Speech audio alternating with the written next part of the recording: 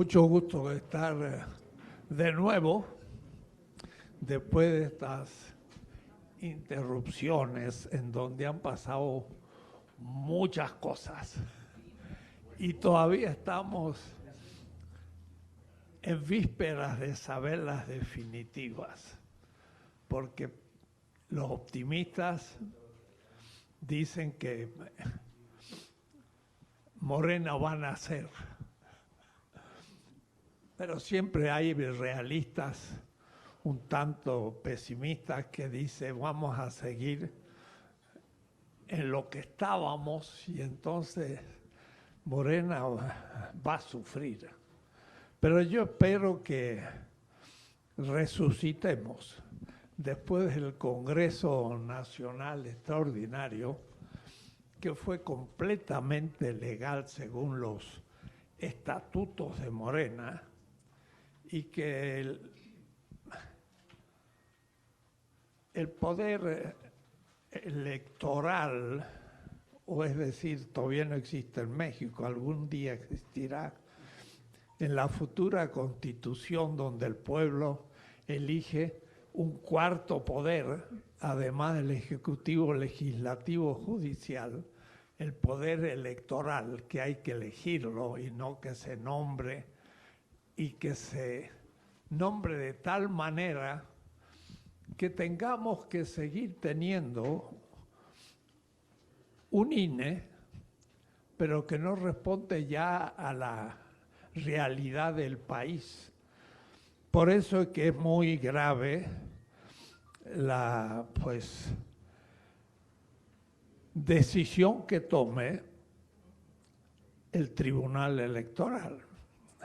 Si no hiciera válido el Congreso, sería primeramente totalmente injusto, pero aconteció algo así en el PRD, cuando Encinas fue elegido presidente y el INE de esa época nombró al Chucho, y eso fue la destrucción del PRD, no tanto por las tribus y conflictos internos, sino que un poder externo le impuso una autoridad que traicionaba a los militantes. Y esto es lo que nos está aconteciendo. No puedo dejar de hacer referencia a una anécdota.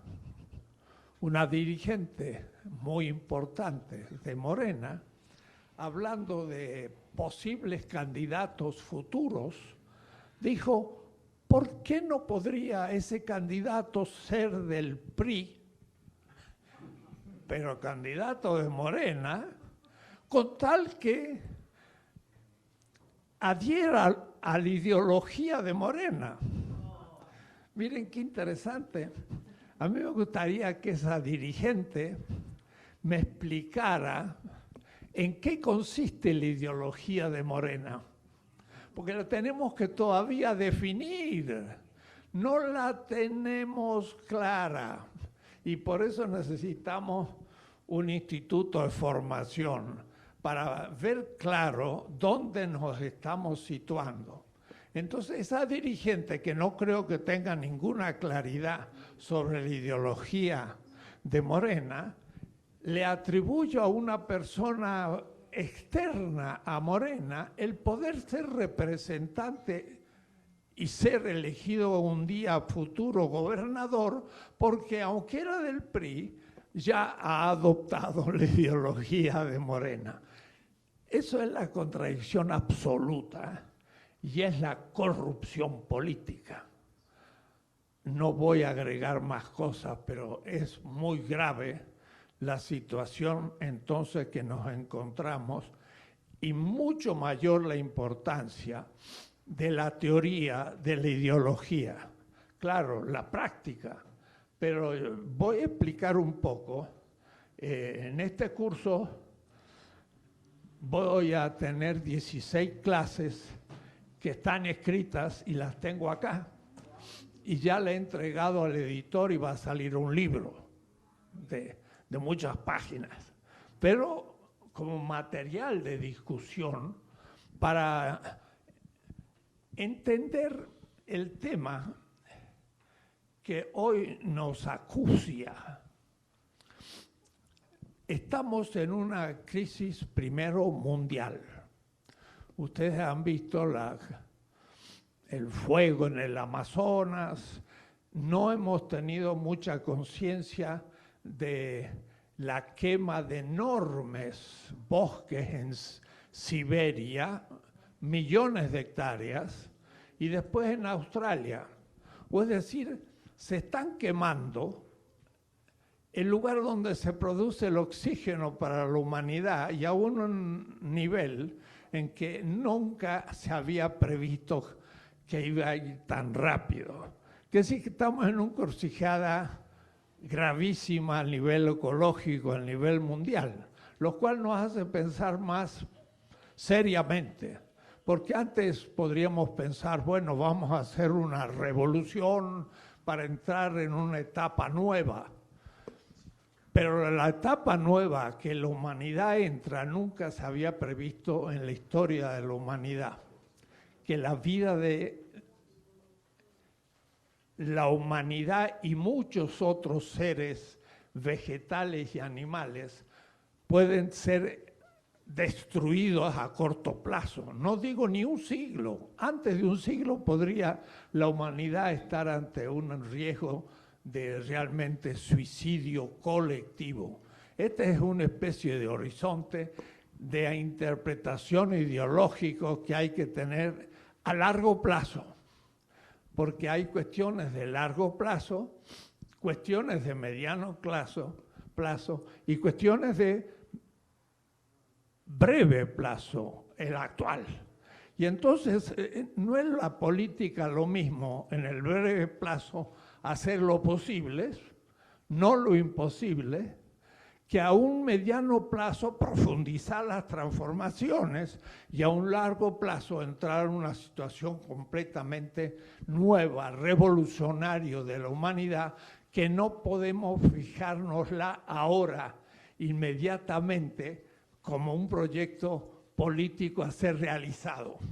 Entonces, ahí es necesario tener un poco de paciencia y esto supone en política muchas cosas. Repito, hay cuestiones que el pueblo puede encarar en el inmediato plazo. Y es donde nos encontramos y es donde está Morena y es la cuarta transformación. Tenemos que pensar cosas posibles. Pero a mediano plazo habrá que profundizar y ahora sí empezar a hablar de cosas que ahora no podemos hablar. Y a largo plazo tendremos que hacer otras cosas de las cuales tampoco podríamos hoy comenzar a hacerlo. Y esto delimita un campo siguiente. Hay tres posiciones en este momento en la política. Una izquierda, yo diría, muchas veces teóricamente coherente, que pide una transformación radical y encara el capitalismo y dice, tenemos que ir más allá del capitalismo. Yo la verdad estoy de acuerdo, pero a mediano plazo, a corto plazo, no se puede. Entonces, no es lo mismo. Y entonces dicen, esos movimientos como el de Morena, pero también, por ejemplo, como lo que está aconteciendo en Argentina, son reformistas. Y entonces no vale la pena de entrar a la política para apoyar esos movimientos. Pero son los únicos realmente posibles. Con principios, no una posibilidad que puede cambiar según las circunstancias. No, uno tiene que tener principios. Y los principios pueden ser a largo plazo, teniendo que como contenerlos, porque no son posibles a corto. la política debe poder saber silenciar ciertos aspectos que serán después claramente descubiertos. Este es un tema de fondo en la teoría política. Entonces hay una extrema izquierda, el nombre excesivo de eso sería algo así como aquellos que quieren ahora y aquí hacer una revolución a la manera de Castro, el castrismo, o aún de los sandinistas que se proponían hacer una revolución en serio, y lo demás era reformismo decadente. Esa es como la posición de Bakunin, en el fondo.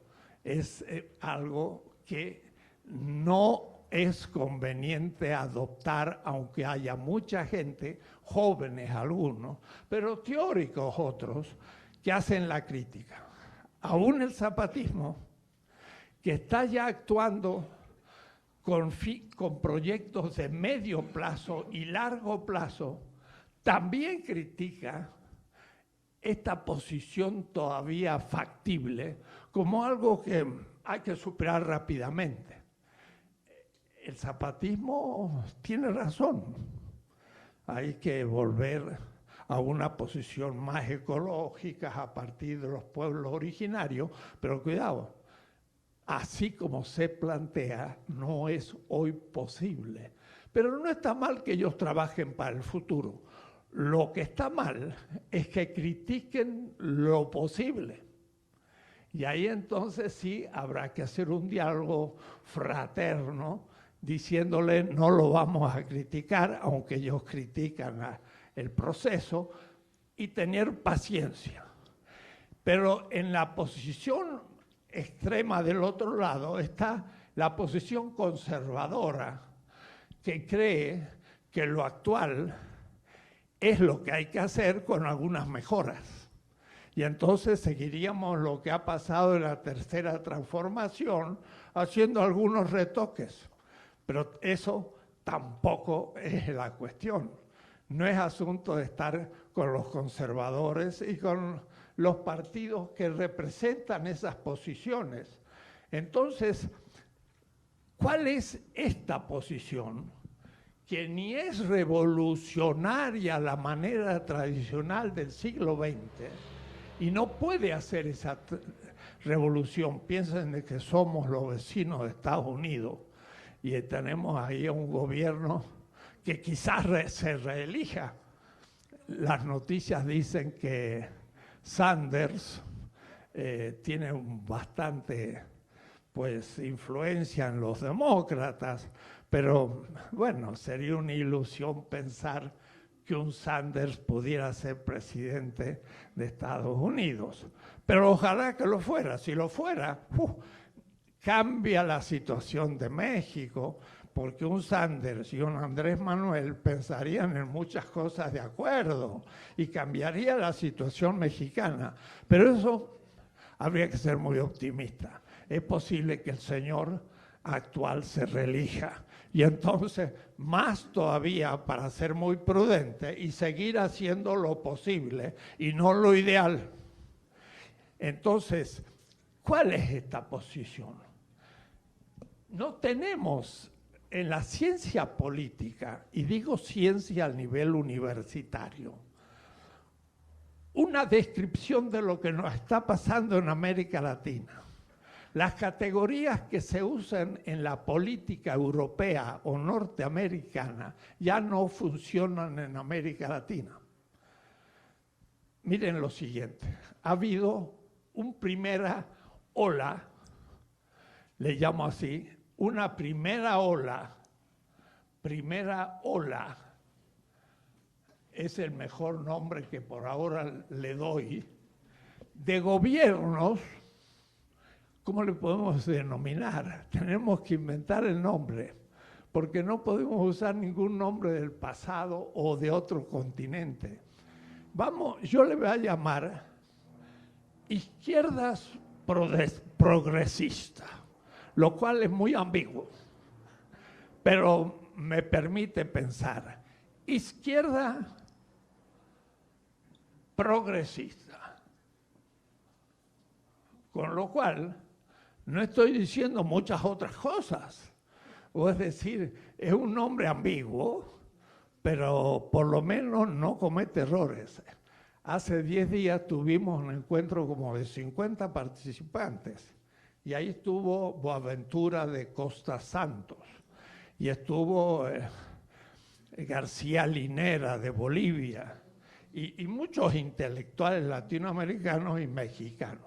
Y el tema fue ese: ¿dónde nos encontramos? ¿Qué tipo de gobierno son estos gobiernos como los de hoy Fernández en Argentina o de Andrés Manuel López Obrador en México? ¿Son populistas?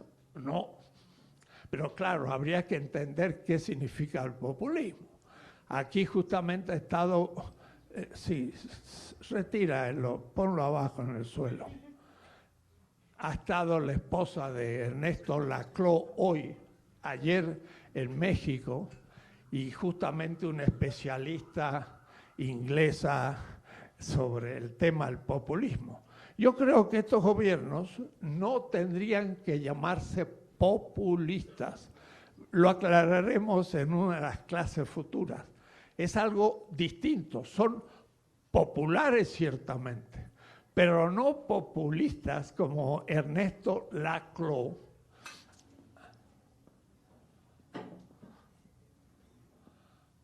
Un teórico político latinoamericano, argentino, plantea el tema del populismo. Entonces, dense en cuenta. Voy a hacer esta vez explicando las cosas, pero refiriéndome a autores, porque estoy pensando estas clases como del Instituto de Formación de Morena, que no existe casi, pero ya está empezando. Vamos a tener que avanzar muchísimo y entonces esto va a tener que cambiar un poco. Este pequeño local quizás sea un gran local en el futuro y tendrá que venir mucha más gente para crear teoría, porque si no se tiene una teoría, después la práctica empieza a no funcionar y sobre todo no podemos formar a la gente que dice querer ser miembro de Morena.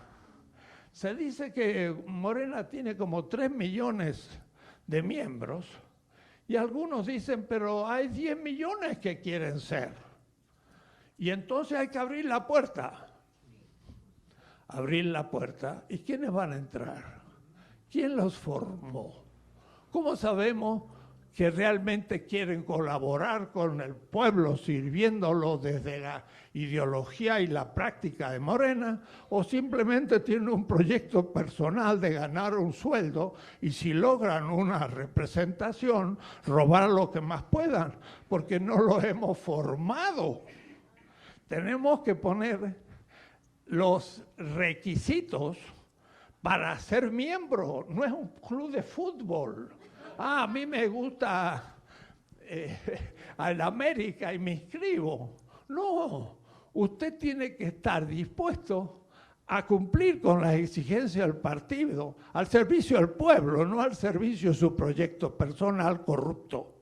Porque los 7 millones que van a entrar, ¿por qué entran después del triunfo? ¿Por qué no entraron antes? No entraron antes porque era mucho riesgo. Y no hicieron nada por cambiar las cosas. Y ahora que ya está la cosa hecha, ahora quieren entrar. Y los demagogos de Morena, que proponen abrir la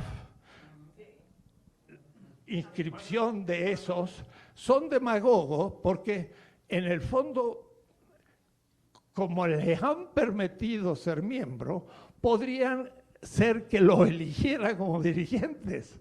Y entonces están ganando votos ya de otra manera, también corrupta, porque el asunto es que los miembros realmente conscientes que se han jugado de Morena elijan sus dirigentes. Y ya hablaremos de la encuesta o la elección según los estatutos de Morena. Porque se sigue hablando de la encuesta, yo tengo mis argumentos, pero teóricos, no así por cuestiones personales.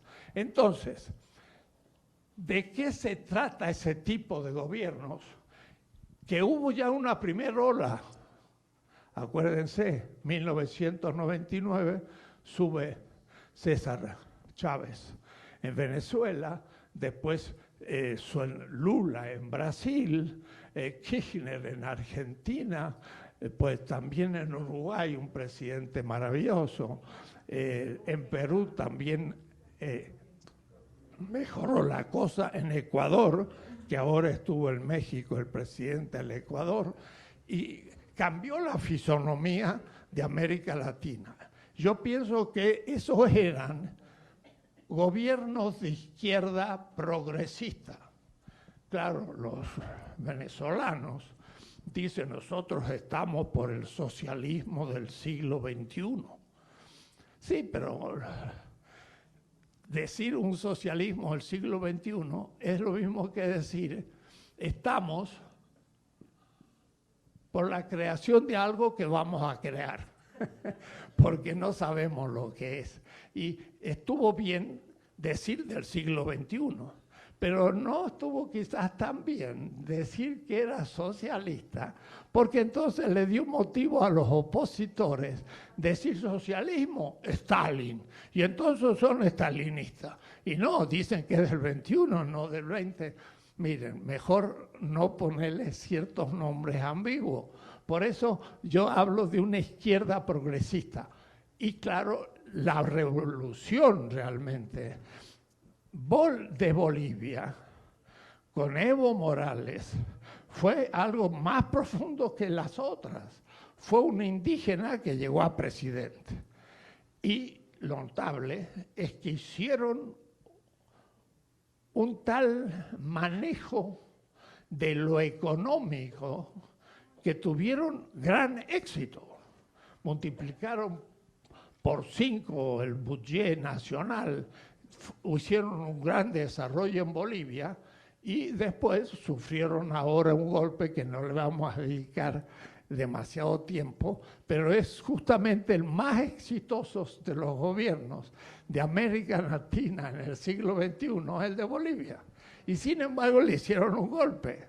Y ahora han dicho que va a haber unas elecciones, el MAS los debe ganar, pero no se lo van a dar porque van a hacer fraude, y ese fraude la OEA lo va a considerar democrático, porque hay fraudes democráticos cuando está en la conveniencia del imperio y cuando están en favor del pueblo, pues son fraudes. Entonces, eso fue la primera ola, pero después vino todo un tipo de gobiernos de derecha, porque Estados Unidos, vencidos en el Medio Oriente, vencido, porque invadió Irak y no logró dominar Irak, y se metió en Siria y no logró dominar Siria, destruyó Afganistán y salió de Afganistán,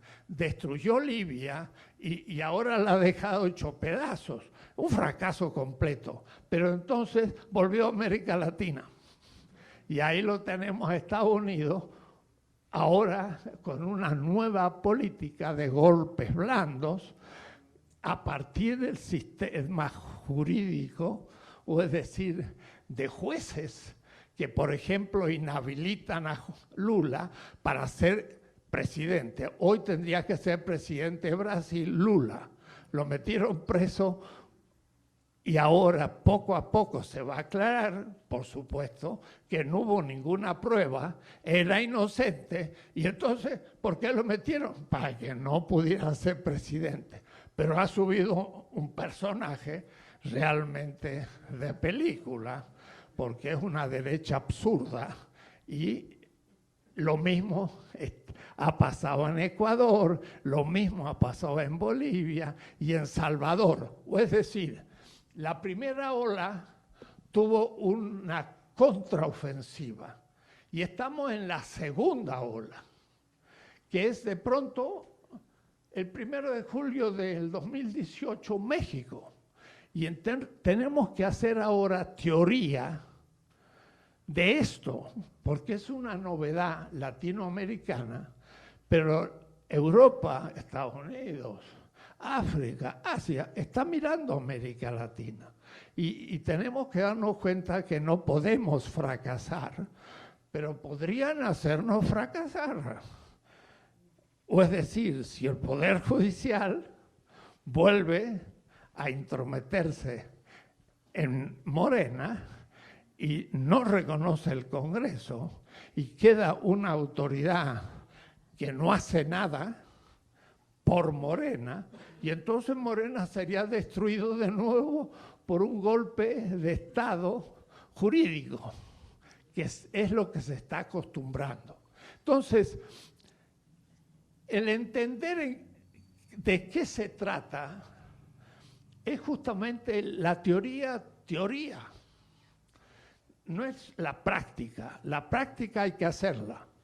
Tendremos grupos de reflexión en todo el país donde la gente puede ir a discutir y a cumplir acciones políticas, la praxis. Pero hay que tener también ciertas ideas, y sobre todo a los jóvenes, pero también a los adultos.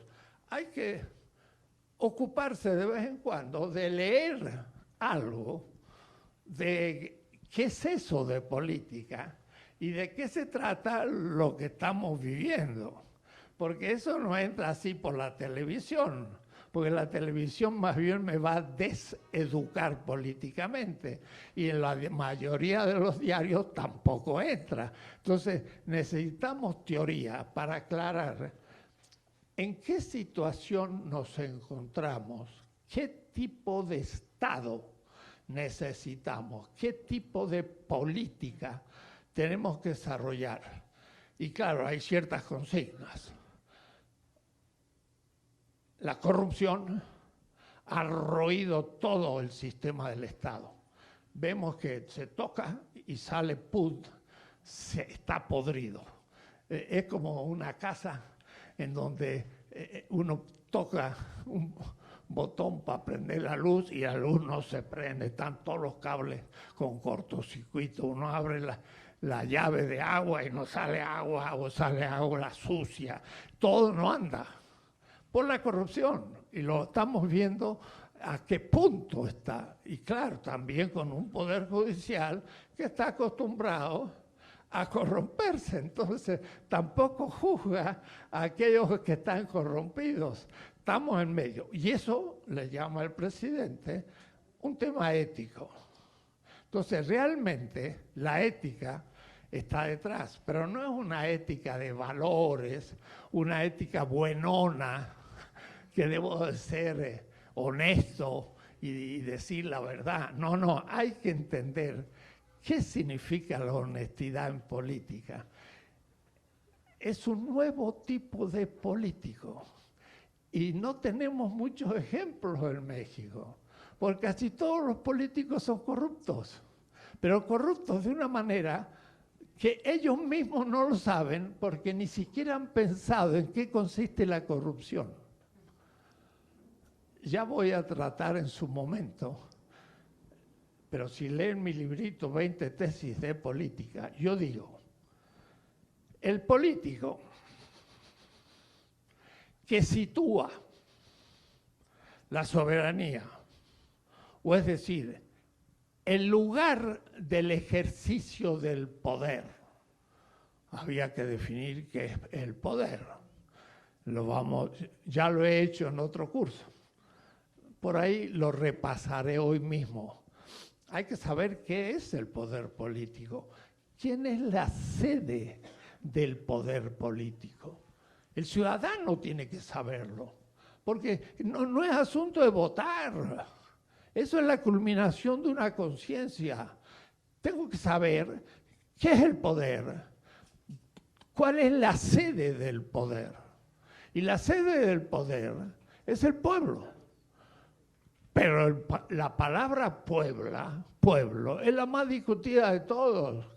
Hay 1000 definiciones y nadie sabe al fin quién es. va a ser el segunda y tercera clase. ¿Qué es el pueblo? El pueblo es el sujeto, el lugar del ejercicio de la soberanía o del poder, no el Estado ni los representantes elegidos. El presidente no es la sede del poder, no. Ni el diputado, ni el gobernador. No puede decir yo soy el poder, como decía Luis XV.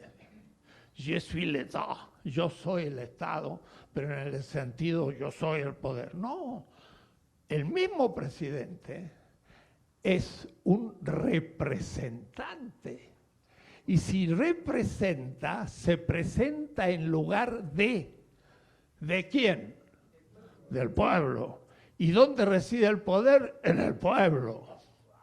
Y entonces hay que ver, porque si alguien, y lo repito muchas veces, pero para que entiendan, es presidente municipal y tenemos que elegir próximamente miles de presidentes municipales, ¿no? Y muchos de ellos de Morena, ahora ya elegidos, están corrompidos.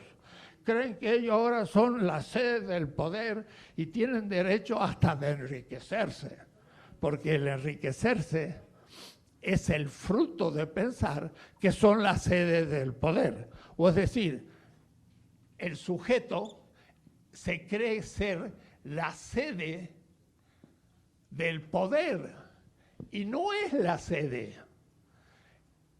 El presidente municipal, el diputado, el senador, el gobernador, el senador nacional y el presidente de la República, ninguno es la sede del poder. Ejercen el poder que el pueblo le ha dado en beneficio del pueblo. Y si lo ejercen para, por ejemplo, poner unos ciertos fondos en su bolsillo y enriquecerse, eso es corrupción.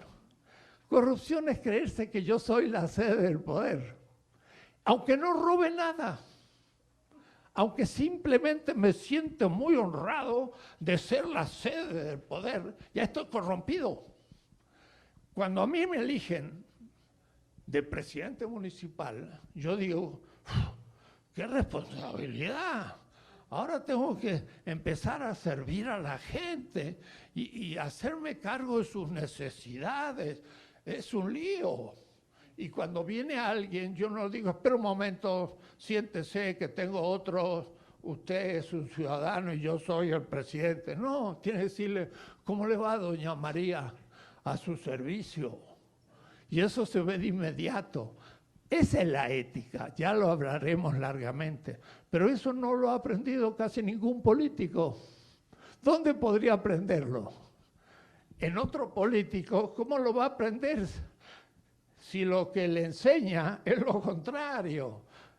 Un joven que quiere ser político agarra un portafolio, sigue al político diputado como secretario, como un perrito faldero, y va aprendiendo la manera de ejercer la política, que es tener influencia secretaria, de paso también hacer cierta extorsión a nivel del género, por supuesto, y entonces aprende a ejercer la política, y eso no es el PRI.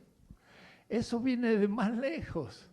Mire, Guamán Poma de Ayala, en 1616, en un libro maravilloso, un inca de segunda, que escribe Crónicas del Buen Gobierno,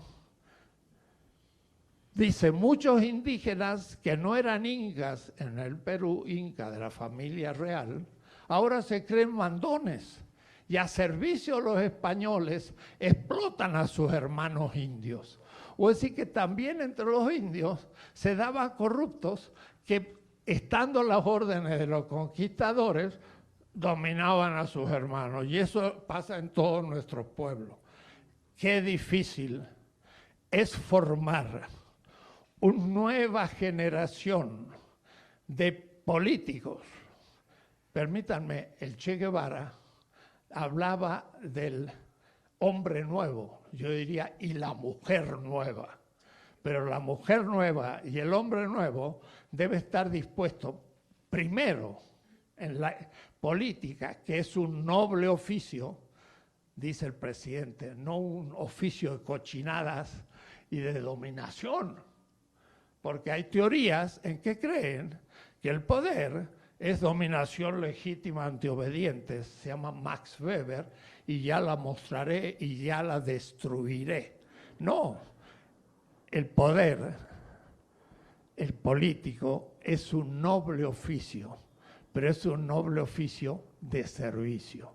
Pero para eso hay que captar teóricamente también el tema, no solamente practicarlo. Y para poder enseñarlo a las nuevas generaciones. El Che Guevara decía justamente que necesitamos al hombre nuevo. Miren qué pasaba. Por ejemplo, era ministro de Economía y la gente llegaba con regalos. Y él lo que hacía, decía... Yo lo necesito, repártelo entre mis colaboradores. No recibía ni siquiera un regalo. Cuando lo van a matar en Bolivia, el ejército que ahora le hizo un golpe a Evo Morales, el ejército boliviano ya tiene dos méritos: el haber matado al Che y el haber destituido a Evo Morales. Es un ejército traidor. Ese ejército lo agarró el último día al Che Guevara y le ofreció un plato de sopa. Una viejita, cuando fue un periodista cubano a Bolivia, le dijo: mire, yo tengo el plato de sopa con el que el Che tomó la última sopa. Lo he guardado porque es una reliquia. Y entonces dice: yo llevo la sopa y el Che estaba atado. Y ella dijo a los soldados: desátenlo para que pueda tomar la sopa. Entonces lo desataron y le dieron el plato de sopa. ¿Y qué preguntó el Che? ¿Ya han tomado la sopa mis compañeros? El Che pensó en sus compañeros antes que él. Eso es el hombre nuevo. Y eso hay que inculcarlo a la juventud en México, en Morena, para que esté al servicio del pueblo y no corrompiendo las instituciones en donde ejerce el poder. Entonces vamos a tener que hacer un largo proceso que no va a ser fácil. Pero bueno, haremos lo que se pueda. Pero el presidente necesita a Morena, porque, repito, un general no gana una batalla si no tiene un ejército. Por más que sea un general maravilloso, porque ¿cómo la va a ganar si no tiene un ejército? Y el ejército debe ser Morena, pero Morena tiene que ser de gente que vea la política de otra manera. Y entonces lo que voy a hacer son largas clases, porque ya hice 16 clases el primer semestre y este es segundo. El primer semestre se puede ver en vídeos o aún en dos obras, las 16 tesis sobre política, que es un librito chico que cuesta 100 y pico de pesos, de la tesis 1 a 10. Hay que leerla, es cortito, tiene 150 páginas. De la tesis 1 a 10 fue el curso pasado, pero de la 11 a la 20, ahora se me complicó, porque se dividió en dos. Y entonces el curso de política va a tener 3 partes. Y este tomo, este mamotreto, espera, déjalo así gordito, va a ser un libro de 700 páginas. Y entonces ahí los que tengan paciencia y quieran estudiar, pueden estudiar. Los que no tienen paciencia y no necesitan estudiar tanto, bueno, haremos lo posible de hacer como las 20 tesis, unas tesis cortitas de 5 páginas cada uno para rápidamente captar el tema. Pero aquí yo voy a exponer un poquito más detalladamente las cosas de un libro que no ha aparecido. Así que de paso tienen ustedes el gusto de recibir un curso que está inédito, pero ya Trota en España ha aprobado su edición, pero no va a ser muy próximo, será a lo más a fin de año. Así que yo voy a ir dando los parágrafos en el curso y ustedes podrán, los que quieran, bajarlo del internet. Y a las 2 clases se borra, porque el editor me va a decir, si ya lo muestras a todo antes que salga el libro, ya no te lo publico. Entonces, después ya de un año que el libro ya se haya difundido, ya lo pondré en mi página y lo podrán bajar gratis, pero va a ser en el 2022. Ya adelante. El primer tema, para situar la primera exposición que está escrita y ustedes podrán leerla.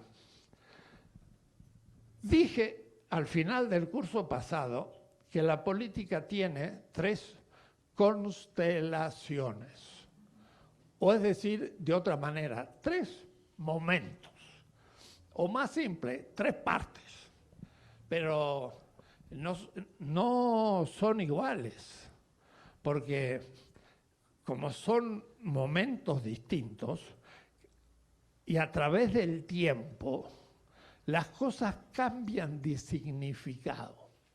Entonces hay que preguntarse en qué momento me encuentro para entender el tema. Les voy a dar un ejemplo muy nuestro. Hay un sistema 1 que le voy a llamar el sistema vigente.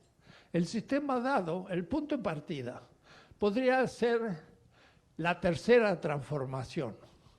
Yo tengo un folleto que se llama Hacia una nueva cartilla ético-política, que ha salido hace un mes.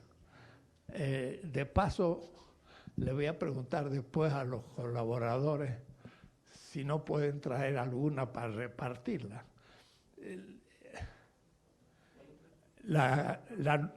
Hacia una nueva cartilla se ha editado, pero ¿dónde se puede conseguir? ¿Cómo? La próxima. Porque es esa cartilla moral de Alfonso Reyes de 1944, pues es una reflexión ética. Y al presidente le gusta y dice, pues empecemos a leer un poco de ética. Pero es una ética de hace medio siglo, conservadora, media machista, dualista, y bueno, no se la quiero desarmar.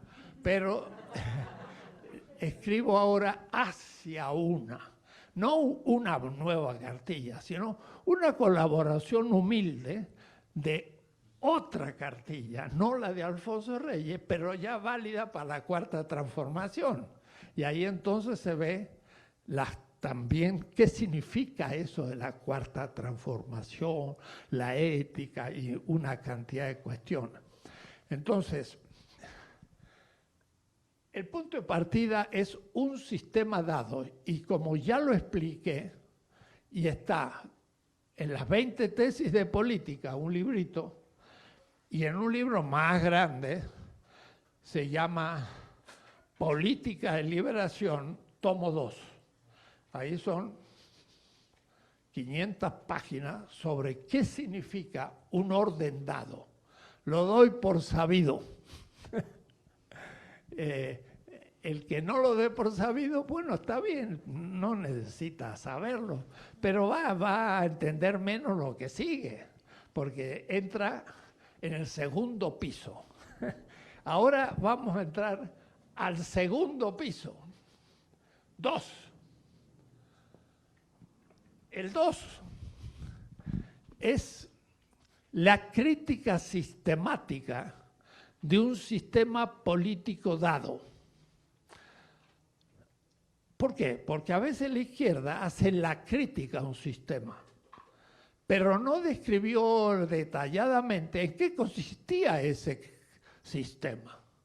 Y entonces la crítica queda un poco en el aire porque no se había estudiado en qué consistía.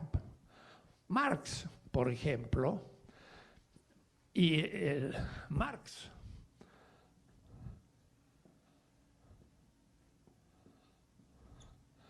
es un autor para el mediano y largo plazo. Por hoy lo dejamos entre paréntesis. O es decir, la cuarta transformación no puede enfrentar al capitalismo como tal. Querer hacerlo no es factible. Eso lo podemos discutir. Y algunos me dirán, reformista, me aguanto el juicio. Marx me está indicando qué es el capital. Pero ustedes han visto que de lo que se trata es que los grandes capitalistas mexicanos, pensando por Slim y demás, inviertan y colaboren con el gobierno, muchas cosas. Bueno, estamos haciendo lo posible. Primer pasito. Ya vendrá entre 15 o 20 años, los que son jóvenes ya serán viejos, para atacar cosas más de fondo que hoy no se pueden atacar. Paciencia. La política exige paciencia, pero no saber los fines, no olvidar los fines. Yo no soy capitalista, ni estoy de acuerdo con el capitalismo. Y creo que es la causa de los males. Pero no voy a atacarlo porque lo posible es que algunos grandes capitalistas ayuden al proceso ahora. Y algunos dirán, socialdemocracia. No, eso vale para Europa, no para América, que somos colonia. Eso es la lucha de ellos. No es socialdemocracia, ni siquiera llega a ser, es otra cosa. Tenemos que ver qué es. Pero, dado un sistema, el segundo momento es la crítica al sistema. Y ese es el momento que determina a la izquierda. Cuando digo una izquierda progresista, es crítica de lo dado. Y lo va a hacer. Pero esto no es porque yo lo haya escuchado en la radio, en la televisión, o porque lo haya dicho el presidente. Eso es porque allá por 1959, mira, hace mucho tiempo, queriendo entender a fondo la ética, después de un doctorado en España, filósofo, me fui al Medio Oriente y estuve 2 años de obrero, trabajando 10 horas por día, estudiando el hebreo, pero obrero.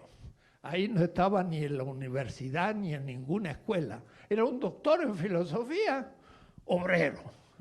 Me acuerdo cuando llegaba a la Angarilla con el cemento para hacer unas casas en una cooperativa obrera.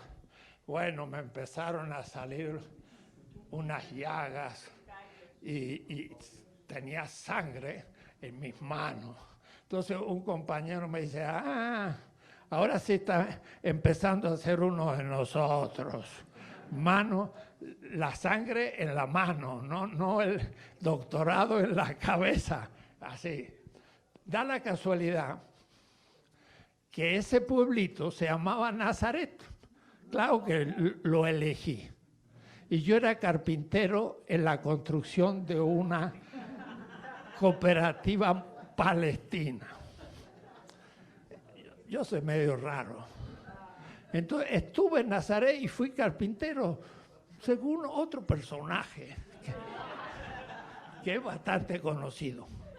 Pero ese personaje fue pobre y dijo, bienaventurados los pobres. no lo dijo el presidente, lo dijo ese personaje. Entonces, eso tiene 20 siglos, pero lo dijo porque ya 2000 años antes, el rey de Babilonia, que se llamaba Hammurabi,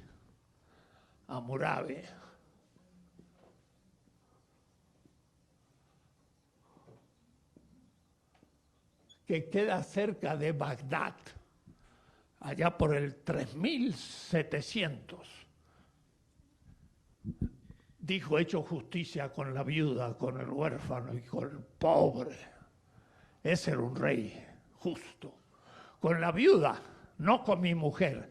Ya tenía sentido de lo que estamos luchando por el género. Por el huérfano, no mi hijo, que bueno, es mi hijo. Por el hijo del otro, la pobre Fátima que han descuartizado.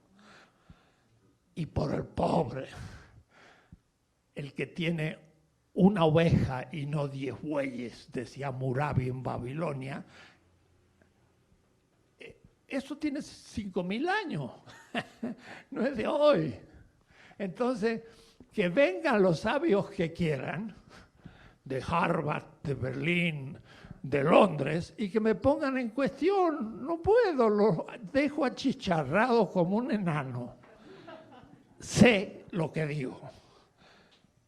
Hacer justicia con el pobre es hacer justicia con aquel que está fuera del sistema.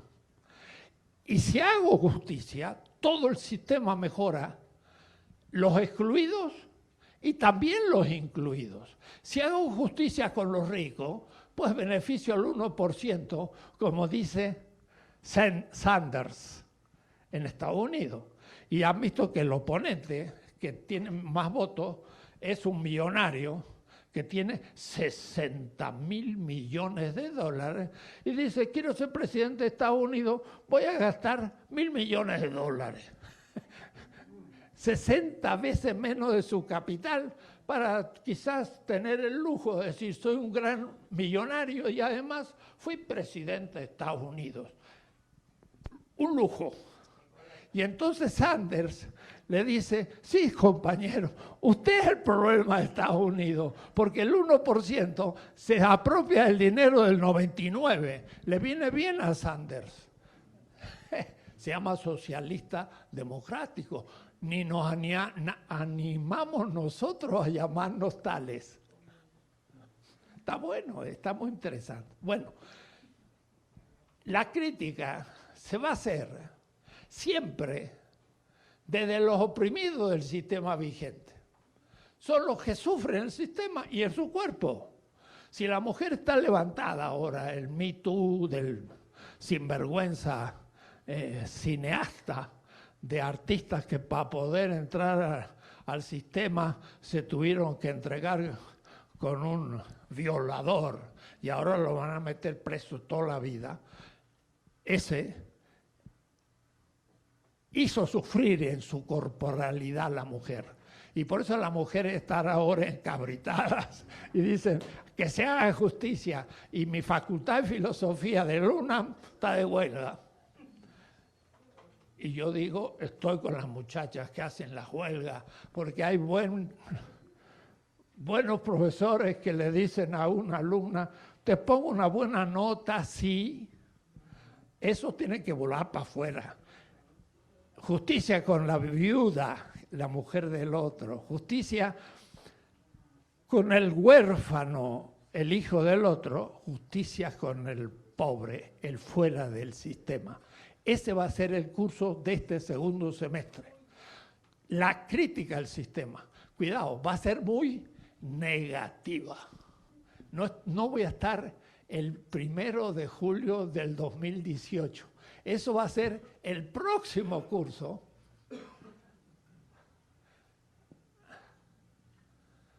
Desde agosto.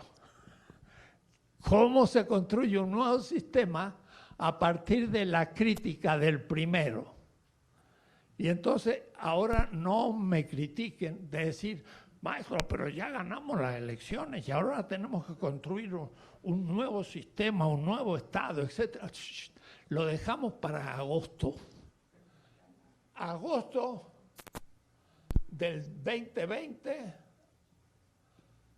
vamos a estudiar el momento de la creación del nuevo sistema.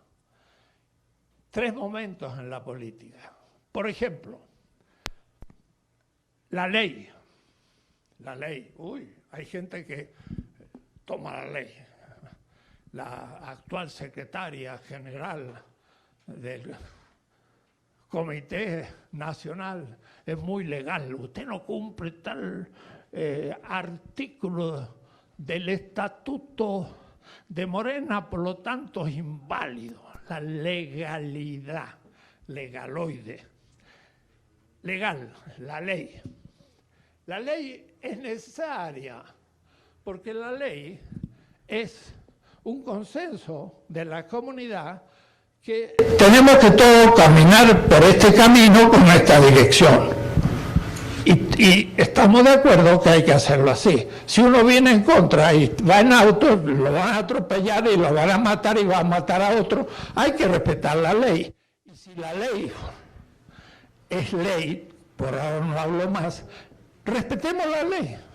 Y si un policía me mete preso porque no cumplo la ley, voy preso. Pero, ¿qué pasa si la ley es injusta? Es lo que dice el crítico. ¿Qué pasa si la ley es injusta?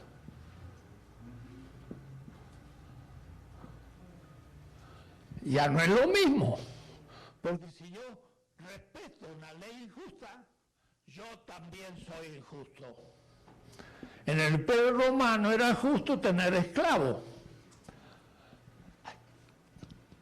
El pobre que critica es el esclavo al Imperio Romano. Y entonces dice, por ley yo soy esclavo. Oh, pues me parece que eso es injusto y estoy en contra de la ley. Niego la ley. El esclavo.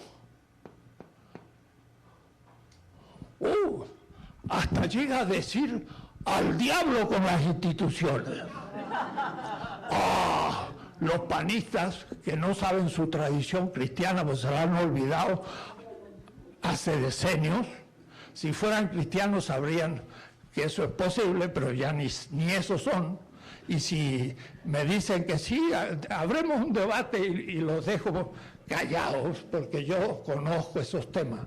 Yo más bien vengo de una familia liberal, conservadora, de que me he movido hacia la izquierda y conozco todos los aspectos del... Niega la ley. Pensemos Hidalgo. Hidalgo, el padre de la patria. Claro, aplaudimos a Hidalgo y matamos a los hidalgos de hoy. Yo siempre tomo Hidalgo para confundir a los conservadores.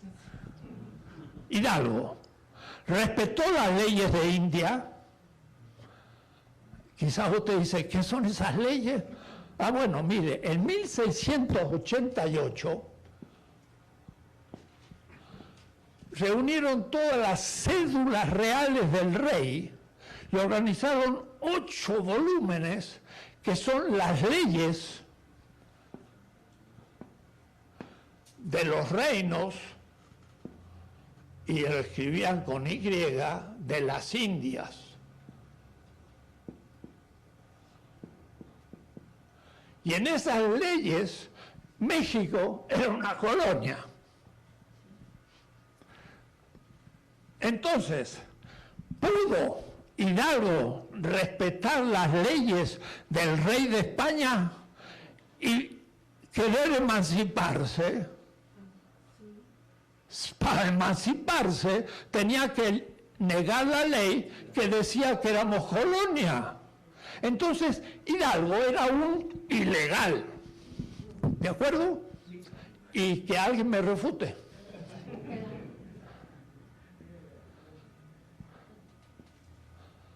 Aprovecharon la detención del rey, ¿no? Para... Ilegal, como dicen los norteamericanos, a los pobres latinos mexicanos. Hidalgo era un ilegal. Hidalgo dijo al diablo con las instituciones de España. ¿Y qué tanto escándalo cuando lo dijo un candidato que dijo, cuenten los votos, pero no, la ley no lo permitía.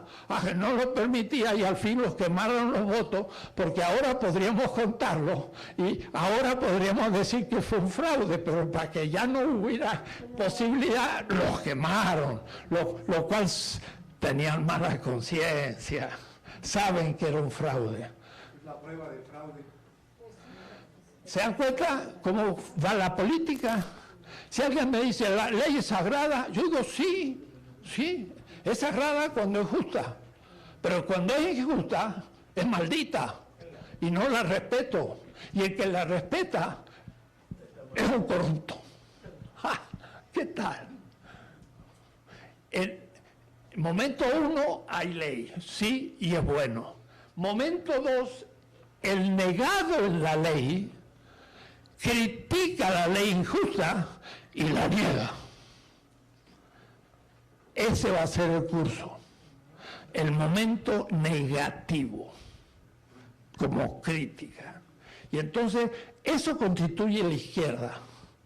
Porque el populismo no es de izquierda, puede ser de derecha, porque no tiene el momento crítico. ¿Qué es la crítica?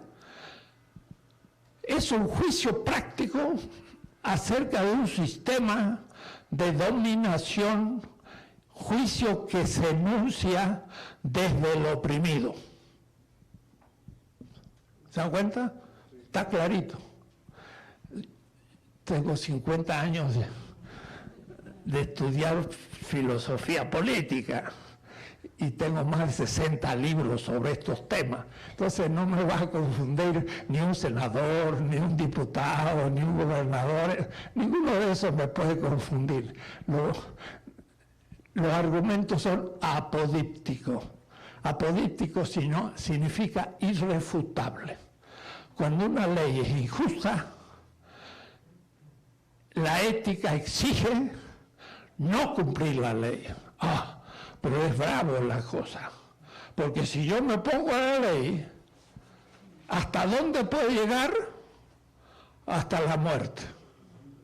Y eso le pasó a Hidalgo, le cortaron la cabeza. Al fin, lo fusilaron primero y le colgaron la cabeza. ¿Para qué? Para que se asustaran y siguieran respetando la ley justa. Mire, no hay ningún país en el mundo que tenga un padre de la patria tan significativo como Hidalgo. Que lo hayan matado y además pusieron su cabeza para espanto de los que pensaban imitarlo. A ver, ¿qué país? Ninguno, no conozco. Francia, Alemania, Estados Unidos, los chinos tampoco. México es muy privilegiado, pero vuelvo a decir, aplaudimos a Hidalgo, pero matamos a los hidalgos del presente. Porque ya lo hemos encumbrado como un dios y nos olvidamos que fue un ser humano vulnerable, con temor, y ante los jueces que le exigían que se retractara, no lo hizo. Y afrontando la muerte, la afrontó. Quiere decir que amó la patria futura más que su vida. ¡Wow! Eso es la ética. Culminante. Es más que eso no se puede hacer. Es la perfección política. Y no fue un político. Fue la preparación de la construcción de la patria futura.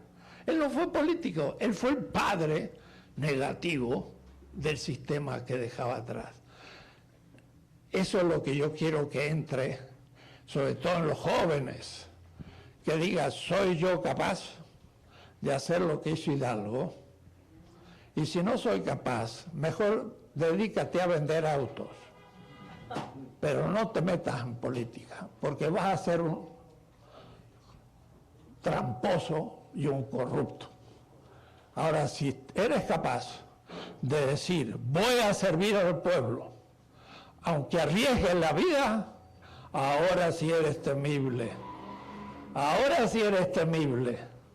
Mientras que si temes morir, ¡pah!, rápido te liquidan, porque te dicen, te vamos a matar, ay no, por favor, y traiciona todo. O le dan un fajo de billetes y entonces duda, y eso es la corrupción. Es bravo lo que estoy diciendo, porque supone que el político en serio, que concibe la política como servicio, debe también estar dispuesto a dar la vida. Y a veces uno se salva, ¿no? A mí me pusieron un atentado de bomba, me reventaron la casa al frente, pero como yo dormí en el fondo no me pasó nada. Pero podría haber dicho, chao, hasta luego, en el año 1973, hace muchos años. Y entonces, cuando salí de la situación, me preguntó mi hijo chiquitito de 3 años, papá, ¿qué ha pasado? Había un hueco en mi casa y se veía la calle y todos mis libros estaban en la calle del atentado de bomba. Y yo le dije a mi hijo, bueno, no sé si le voy a decir lo que le dije porque puede escandalizar a alguno. Pero le dije a mi hijo, ¿y qué le hicieron a Jesús? Y él me miró y se fue a acostar y durmió en paz. No tuvo ningún problema. Pero yo dije, hacha, me pusieron una bomba, estoy contento. Porque al menos el que me la puso entendió lo que estoy enseñando. Y eso hace ya 50 años, ¿no? O 40. Así que no es de hoy lo que les estoy diciendo. Es desde hace muchos años. Y por eso que el viejo que conserva fidelidad a los principios vale mucho. El joven también, pero el joven cuando sea viejo va a valer, porque hay que verse mantenido toda la vida en consonancia. Por eso tengo el derecho ahora de enseñar ciertas cosas, porque he vivido muchas experiencias. Muy bien, esto iba a ser una introducción y ya se transformó en más de la mitad de la clase, pero no importa, porque ustedes van a tener el texto y entonces van a poder leer. Pero a ver cómo es. Esto se desarmó. Bueno, el primer tema se llama el fetichismo de un sistema político. ¿Cuál? El 1. Este sistema al final se cierra sobre sí. Y eso lo voy a llamar el fetichismo.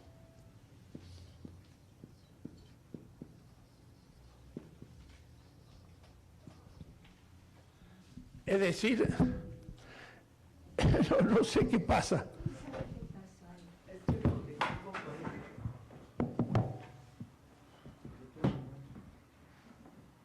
Ah, sí, se rompió. Bueno, se rompió justo ahora. ¿Lo quieres cerrar acá? Se rompió. Bueno, la palabra fetichismo viene de fetizo.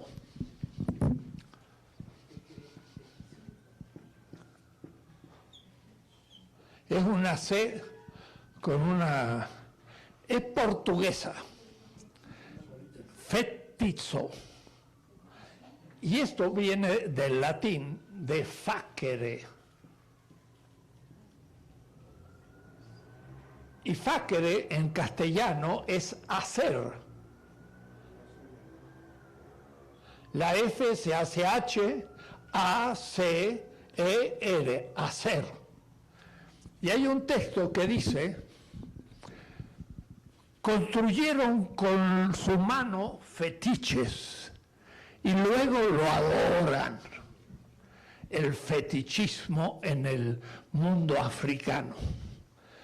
Ese es un término de Carlos Marx, un desconocido, debo decirles, porque aún nuestra izquierda marxista en México desconoce Marx. Mi último libro publicado, Siglo XXI, miren cómo se llama: Las metáforas teológicas de Marx. Y no es que Marx había dicho que la religión es el opio del pueblo, la religión de Hegel, no la religión como tal. Marx pensaba en el tema de la religión completamente distinto que el marxismo-leninismo. Y entonces yo conozco Marx y puedo entender al pueblo mexicano y latinoamericano desde sus mitos.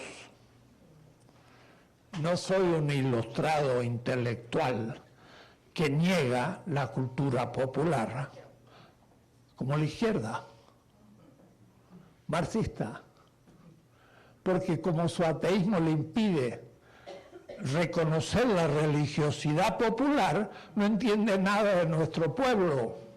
Y pueden ser grandes personas, y yo admiro, pero no me sirve para entender dónde estamos parados en política. O es decir que también lo que digo es una corrección a la tradición marxista-leninista, que no entendió muchas cosas. Pero eso sería más largo y no puedo explicarles. Pero yo conozco Marx a fondo y creo que tiene razón. Lo que pasa es que los marxistas-leninistas no lo leyeron bien y por eso metieron la pata en muchísimas cosas, y sobre todo en México. Una izquierda ilustrada que no logra conectarse con la cultura popular. La semana pasada estuve en Oaxaca con indígenas, y ahí entonces hay que entender la cultura popular desde los mitos religiosos de nuestro pueblo. Y entonces miren qué interesante, el presidente pone actos, pero hay que hacer la teoría para justificar esos actos. Él dice: me pongo de rodillas ante lo que el pueblo se pone de rodillas. ¿Eso qué significa? Yo creo que ni el presidente puede del todo aclararlo, pero significa que si un pueblo tiene una cultura que es milenaria y que tiene mitos del pasado y que fueron después englobados en un proceso de dominación de España y siguen viviendo con esos mitos para darle sentido a la vida, eso que es sagrado para ellos y es la religión popular, es la cultura que el político debe decir lo que dice el presidente: me hinco ante lo que el pueblo se hinca. Puede que no entienda, pero si el pueblo se hinca, yo me hinco. En cambio hay otros que dicen: no, esos son fetichismos, son borracheras, son fiestas populares, como los evangélicos. Y por eso la función política de los evangélicos, que niegan toda la cultura popular y meten una cultura norteamericana sin saberlo, entonces se presentan muchas cosas. Fetichismo significa hacer algo con las propias manos y después adorarlo como un dios. Y entonces Marx lo toma, y es notable.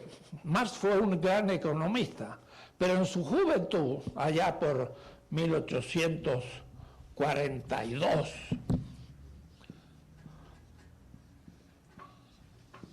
él estaba haciendo la crítica de la política, justamente, de la política.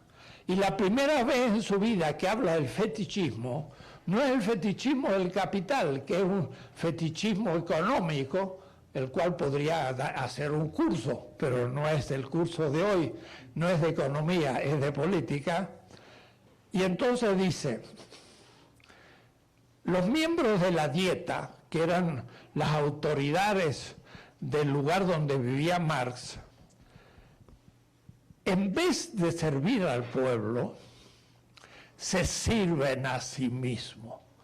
Han construido dioses con sus manos y ahora los adoran.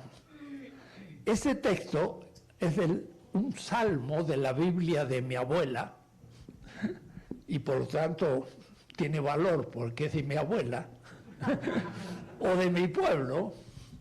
El Salmo 115 dice, han hecho los dioses con su mano y después lo adoran, el fetichismo. Entonces eso significa que hay un sistema que ha sido hecho por políticos, pero por último lo divinizan y lo trato como si fuera un dios. Y esos son los que dijeron, la ley es sagrada, hay que cumplirla. Y si es injusta, ni se preguntaron. Es el fetichismo del sistema.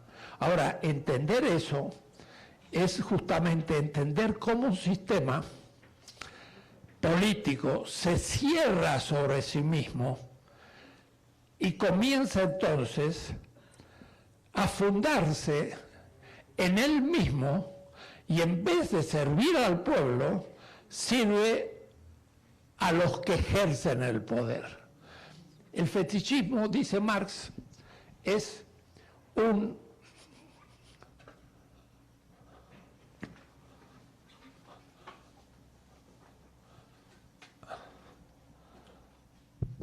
una relación entre A y B, se olvida un término y se absolutiza el otro. Claro, cualquier ejemplo que le dé supondría un tiempo. En la economía es muy fácil, pero lo voy a dar en la política.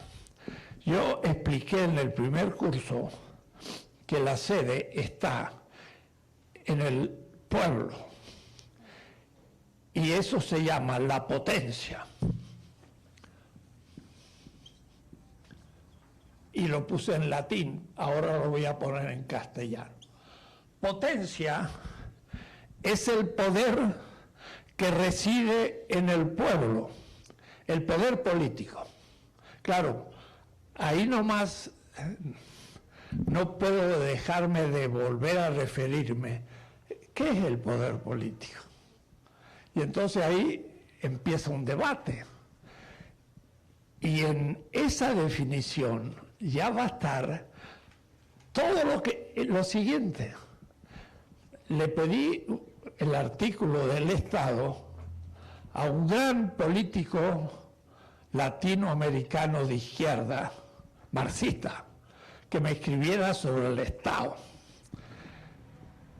Y se expresó con tal terminología que no pude incluir su artículo en el trabajo, porque hay un autor alemán que toda la izquierda, no les quiero nombrar los nombres, pero cuando se trata de hablar del poder, utiliza la definición de Max Weber y pasa por un teórico muy progresista. Pero la definición de poder de Weber es terrible. Y si yo lo admito, se acabó la política que queremos. Mire lo que dice, el poder político es dominación,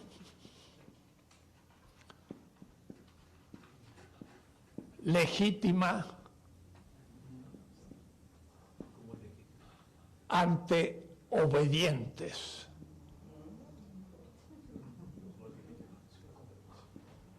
O es decir, alguien tiene poder si alguien lo obedece.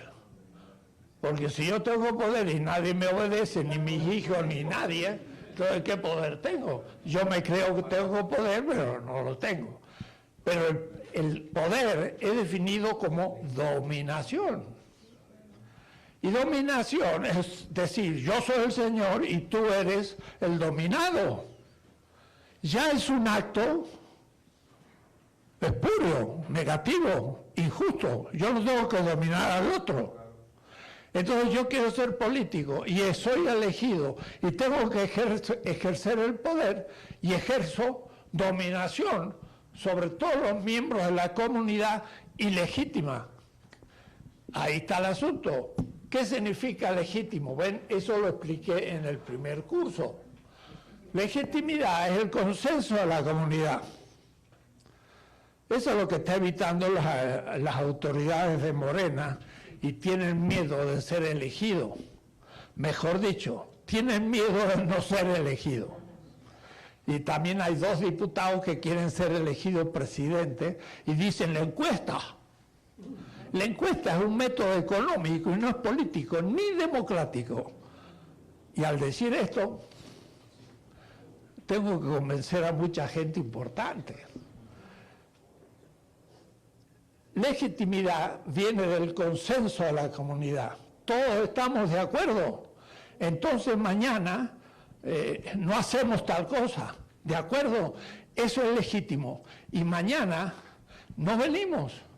Y eso está fundado. Si dictáramos una ley, esa ley está fundada legítimamente y tiene fuerza de ley. Y yo tengo que respetarla porque yo participé del consenso y estuvimos de acuerdo, y no vaya a ser que después diga, ah, no, ahora yo no estoy de acuerdo, entonces te enviamos el policía y te metemos preso, porque tú dijiste estar de acuerdo y ahora estás cambiando, ya no es momento.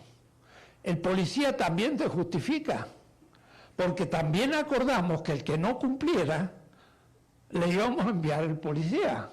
Y el que llega dice, según la comunidad decidió, y tú también, yo vengo a meterte preso. Y yo no puedo decir, no, yo estoy en contra de la ley. No, si tú fuiste el que produjo la ley. Entonces, la legitimidad no es la legalidad. La legalidad se funde en la legitimidad. Ahora, una ley legítima tiene fuerza. Pero lo que pasa es que Max Weber tiene 3 tipos de legitimidad mal planteada. O es decir, dice, hay una legitimidad legal. O es decir, todos estamos de acuerdo que hay leyes y hay que respetarlas. Cuidado, si es injusta, no crea legitimidad. Primera. Segunda, es legítimo lo que hacemos por usos y costumbres. Hay que ver. Puede que ya no sea justa el uso y costumbre. Tercer tipo de legitimidad, carismático. Hay algunos que se sienten líderes y entonces la gente los sigue mágicamente y describe el carismático como un mago que domina las masas mágicamente, no racional y convencidamente. Voy a decir, define mal también el carisma. Entonces, la legitimidad está mal planteada, porque son modos espurios de legitimidad. El poder es dominación ante obedientes. La gente tiene que obedecer. ¿Por qué? Porque tiene poder. Eso es dominación. Si eso fuera el poder, está corrupto. Y yo no me interesa el poder, porque yo no quiero dominar a nadie. Y un hombre honesto y justo, mujer, no le interesa dominar. La política es servir, no dominar. Pero si domino, entonces no es un noble oficio, como dice el presidente. El presidente usa una fórmula muy bonita. La política es un noble oficio de gente decente, buena, justa, no domina, sirve. Y a eso lo voy a explicar. Entonces, aún los marxistas piensan que el poder es dominación, y más, Max Weber dice que el Estado tiene el monopolio de la violencia. ¡Qué barbaridad! El Estado, que para él es la sede del poder y no el pueblo, tiene el monopolio, es el único que puede ejercer la violencia. ¡Qué barbaridad! ¿Qué es la violencia? Un acto en contra del derecho del otro. Nunca un hombre justo y una mujer justa pueden cumplir un acto en contra del derecho del otro. Cuidado, pueden ejercer un acto de fuerza. Por ejemplo, el niño está al lado de un precipicio y el padre lo agarra de los pelos porque se le va a caer al precipicio. Y el niño podría decir, ¿por qué me agarra de los pelos? Pero el padre ha ejercido fuerza, pero no contra el derecho del niño, sino justo para salvarlo. Pero otra cosa es que se porta mal y le pega una patada. Ah, no, tú no tienes derecho de castigar a tu hijo. O el caso patológico de esta pobre chiquita, que un señor demente quiso ejercer un acto de pederastría con alguien, y la pobre mujer, dominada por este sinvergüenza y además demente, le trajo una niña a la cual después de ultrajarla, las mataron, la pequeña Fátima. Eso ya es todo un conglomerado de violencia. El Estado no tiene derecho a la violencia, tiene derecho a ejercer la fuerza legítima en favor del derecho de los ciudadanos, pero no la violencia. No es una cuestión de palabritas. Yo estaba en Austria, en Viena, discutiendo con un grupo de muchachos que hablan alemán en la universidad. Me dice, es una cuestión de palabritas, la diferencia entre violencia y fuerza. No, puede haber una fuerza en favor del derecho del otro. Y puede, en cambio, la violencia es en contra del derecho del otro. Entonces, esta definición es monstruosa y es el más famoso sociólogo en la UNAM, en la UAM, en la UACM, los sociólogos, ciencias políticas, todos dicen el poder político, dominación legítima ante obediente. No, señor. El poder político no es dominación, es servicio. Y no ante obedientes, sino ante los que mandan al representante que debe ser obediente al pueblo. O es decir, el poder no es dominación, sino es poder obediencial. Y lo dijo el presidente en un caso. Lo inventó Evo Morales y lo sacó de Chiapas.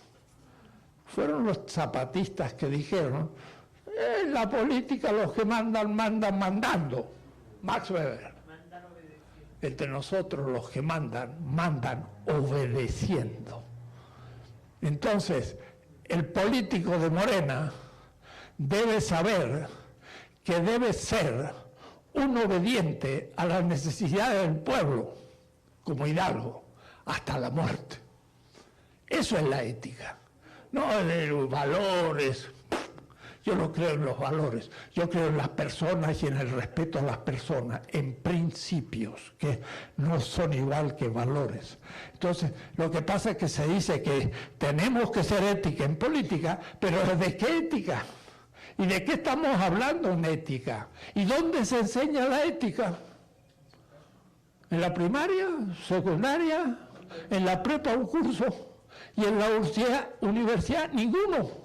Así que el ingeniero no tiene ética, el médico no tiene ética. Todas las carreras de la universidad tendrían que tener un curso de ética. Y los candidatos para ser representantes, al menos de Morena, tendrían que saber lo que es la ética, pero no saben ni siquiera la más mínima descripción de lo que es. ¿Cómo van a ser un priista que tiene la ideología de Morena si ni los de Morena saben lo que es la ética? Entonces, déjese cuenta usted, es el absurdo, pero es lo que estamos. Hay mucho que hacer. Por eso, el Instituto de Formación es la esencia del partido. Yo he repetido, el partido, movimiento, no es un mecanismo electoral. La actual secretaria ejecutiva del comité ya está eligiendo los candidatos futuros y hasta a priistas pone. Y ya cree que ¿para qué necesita un instituto de formación política? No lo necesita. Con que una secretaria elija a la gente que está de acuerdo con ella para que pueda ser candidato a la presidencia, ya Morena cumplió la función. ¿Para qué formar a la gente? Mejor que queden deformados. Ahora, si es los miembros del pueblo de Morena los que van a elegir todos los representantes, candidatos, en todos los estados y en todos los municipios, el miembro de Morena elijan los candidatos de Morena. Elección, ¿qué encuesta? Encuesta es un método económico para saber la tendencia del mercado para vender Coca-Cola. Eso no es democrático. ¿Saben por qué? Porque nadie participa. Si a mí me llaman por teléfono y me dicen, ¿usted quién quiere de presidente? A fulano de tal. Y si yo soy contrario a Morena y me dicen, usted es Morena, sí, ¿a quién elige? Elijo el PO para jorobar a Morena y ya se hizo la encuesta. Y entonces, ¿qué valor tiene eso? Y entonces todo el mundo dice, yo no puse mi voto, me hablaron por teléfono no sé quién. Y entonces esa entidad no es el Congreso de Morena, no es una institución capitalista que hace encuestas y se le paga millones y que dice cuáles fueron los resultados. ¿Y qué garantiza tiene la base, la gente, de que esa encuesta está bien hecha? Nadie. No tiene legitimidad. Y después, ¿quién va a decir cuál fue el resultado de la encuesta? Una élite. Y van a decir, este es el que ganó, aunque no ganó porque es mi amigo de Morena. Entonces la gente dice, eso no es democrático. Entonces no hay legitimidad. Esto para entender que la potencia, volvamos al primer tema, la potencia es la fuerza de la comunidad con consenso y acerca de bienes posibles, sede del poder político. El poder político tiene tres contenidos o determinación.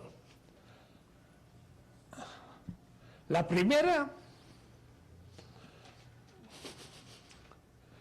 le llamo la voluntad de vida.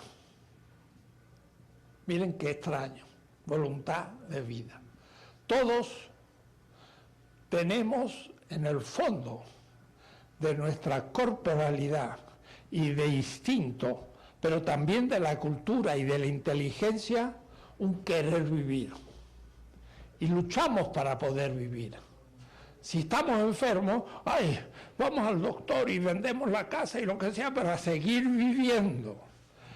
El querer vivir es una fuerza. La suma de las voluntades de una comunidad que quiere vivir es lo que da la fuerza al poder. Está difícil, ¿eh? En el Irak llegó Estados Unidos, 150.000 soldados, ocupó el Irak, llegó 3 semanas después Bush y dijo, hemos vencido. Eso lo dijo hace 6 años y no ha vencido. ¿Qué pasó? El pueblo dijo, me has ocupado, pero no me has vencido. Yo quiero vivir. Y hasta se ofrecen poniéndose una bomba en su propio cuerpo para matar al enemigo. ¡Ja! Esa gente son héroes, no son suicidas.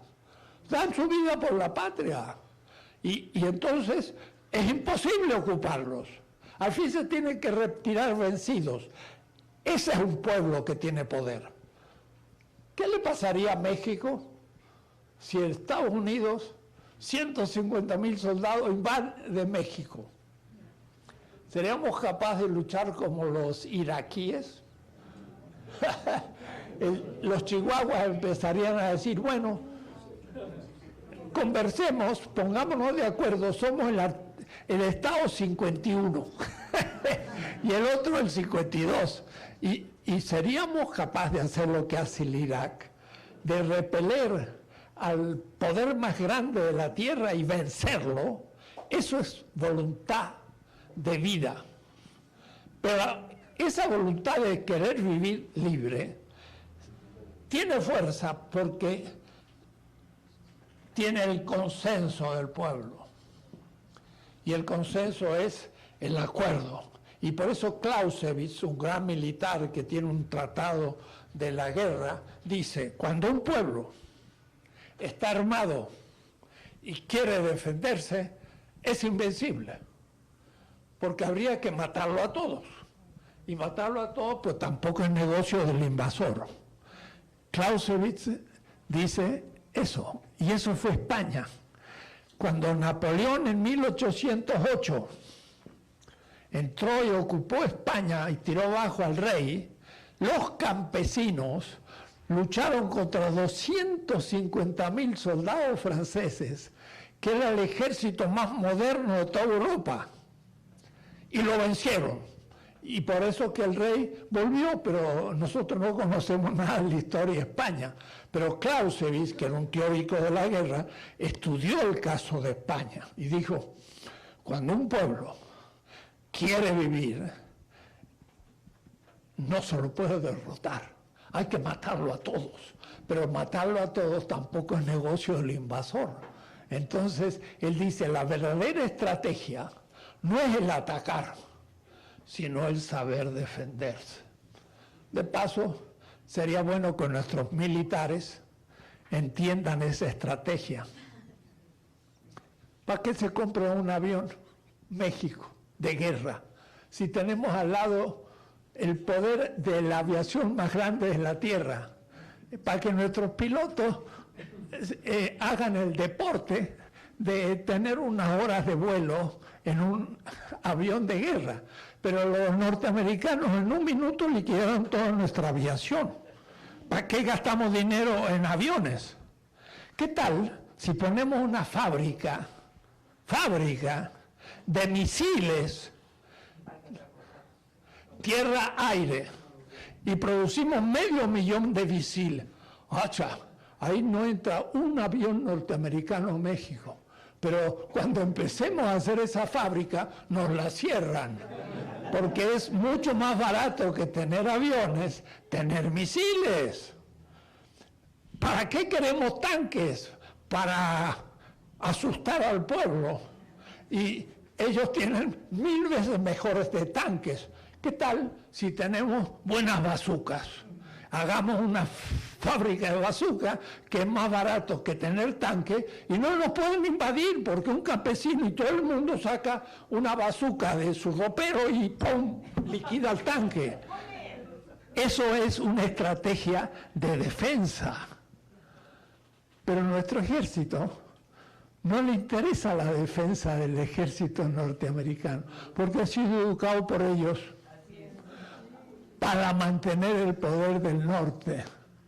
¿Cuándo haremos una escuela militar latinoamericana con estrategia de defensa? Y no enviarlos al School of America aquí o allá, sino enviarlos a Bogotá o a Lima, una escuela militar de defensa. y entonces somos invulnerables. Pero eso significa tener otra concepción del poder, porque también todo está corrompido a todos los niveles. Esto lo digo porque los grandes teóricos de la política, Maquiavelo o demás, tenían siempre un tratado de la guerra y mostraban cómo había que organizar el ejército. Y yo estaba hablando con García Linera, el vicepresidente boliviano, y me dijo, nosotros confiamos en el ejército. Un error. Y nosotros también confiamos. Otro error. Hay que formarlos también a ello. Hay que hacer una escuela militar descolonizada, que no piense en Estados Unidos sino en nosotros. ¿Qué cosas estoy diciendo? Pero, Otro bombazo en su casa.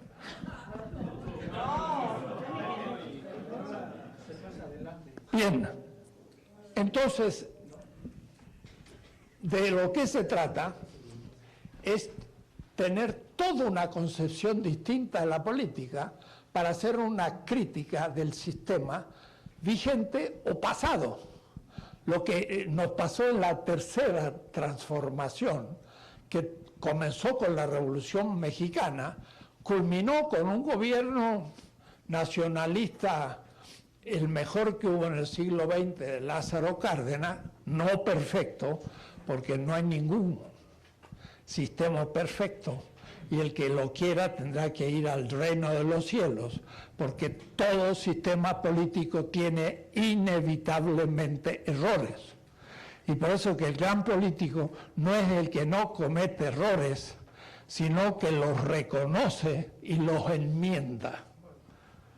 El gran político. El mal político nunca lo reconoce, lo respeta y al fin se hunde, como la tercera transformación, que fue de Lázaro Cárdenas, que era un nacionalista que nacionalizó el petróleo, etc., a la última etapa que hicieron justo lo contrario, todo lo que había hecho Lázaro Cárdenas, y la gran reestructuración que plantearon fue una privatización contra la patria, contra el pueblo, entregando los bienes a las transnacionales y permitiendo una corrupción que ahora estamos descubriendo y todavía se le achaca al gobierno.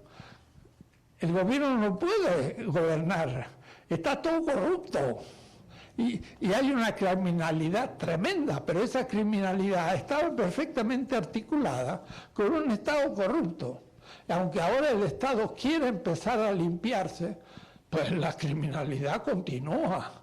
Y más, como ahora no se la quiere reprimir a la manera anterior, hasta crece, hasta un momento, esperemos, en que empezará a decrecer, porque la gente podrá emplear su vida en otras cosas. Pero la situación no es tan fácil. Bien, por ahora entonces anuncio el tema. El sistema se fetichiza, significa se absolutiza y se enceguece. No llega a ver ya sus propios errores. Uno se da cuenta que realmente todo estaba corrupto y entonces, ¿por dónde usted empezaba? No se podía, estaba todo. Y mire el señor Lozoya de Petróleos, ¿no? Robó una cantidad, pero él sabe que lo robó para el partido y para otra gente. Si empieza a hablar, caen todos, porque él estaba seguro de que iba a ser intocable, porque estaba todo el sistema en su favor. Él tenía que sacarle dinero al petróleo para meterlo en las campañas del PRI, y una cosa, no endeudaba al Estado mexicano, endeudaba a Petróleos Mexicanos, que se dice, pues es una compañía absolutamente absurda que está endeudada, pero lo que le pasa es que se le absorbía todo lo que ganaba y la pobre tenía que entonces pedir préstamos y pedía préstamos sobre los bienes comunes del pueblo. Era toda una maquinación de corrupción. Y ¿por dónde empieza? Ese es el tema. ¿Y cómo mejoramos? Habrá que tener paciencia. Le pasa lo mismo a Argentina. En los últimos meses, Macri se endeudó en 50.000 millones de dólares al Fondo Monetario. Y el Fondo Monetario, movido por Trump, se lo concedió a Macri a ver si era reelecto. Pero era un irresponsable que se fugó con el dinero, no invirtió nada en nada, y ahora el país de pronto tiene que pagar 50.000 millones de dólares al fondo. Y le dice, mire, ustedes prestaron ese dinero. ¿Son serios o no son serios? Son los responsables los del fondo. ¿Cómo se lo prestaron a un gobierno en quiebra? Y ahora quieren que se lo pagamos, y ya el fondo está viendo la manera de ver la manera como puedan pagar. En realidad, ahora el gobierno electo tiene por el mango la solución, porque el Fondo Monetario son una también pues banda de ladrones que ayudan a los que están en favor de Estados Unidos y después hacen el gran negocio con los intereses, que es la mejor manera de los negocios, porque explotan a los estados. Bueno, termino aquí porque ya es la hora y en realidad no empecé el tema. Pero no importa, les voy a dejar el texto y vamos a ir avanzando lentamente. Es posible que de los 16 temas que me propongo, en algún momento aceleraré el proceso, se puede, y terminemos el curso.